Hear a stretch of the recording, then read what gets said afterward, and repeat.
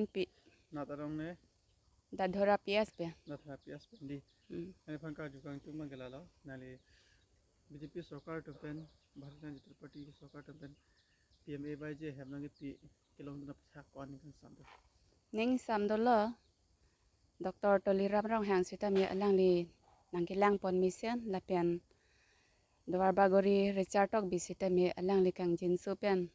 Lapuson hem kilong dun nili ning kang sampian alang li phanda kero pilo.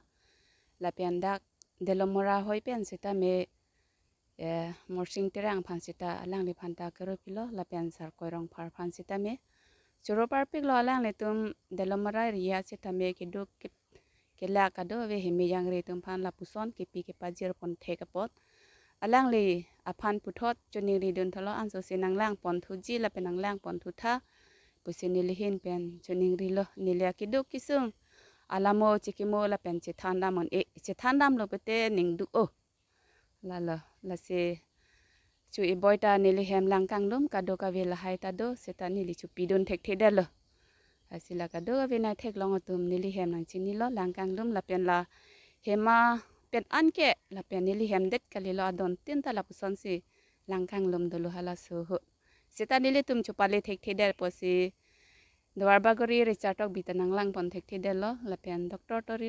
Toliram rong hang sita mi alang li nang lang pon thek thedel lo puan chol lo nilihin pe Nilimen ke rayan tok bi.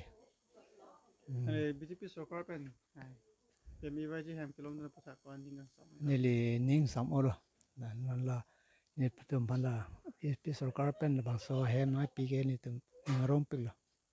Ate odak kabeng nong ke thek dik no pon CM no pon la pen division EM pen VP chairman pon pilo hi pe tham thek. Nilimen ke thang do puram tha velo ning ngarom lo. Ane BP Sarkar pen ni phan hela hem na pi pen pon ni ning ngarom pon lo. Nili ke duk lak la chikin dik thede pen stame bang Sarkar pen ni phan ni pilo pon ni ning ngarom pon lo. Nilimen ke lisontera nilirong la dak la ke dadhora Nai la Sokar pen. Nangke bang BJP Sokar pen PMAY je have kilong na psak kon kan samdo.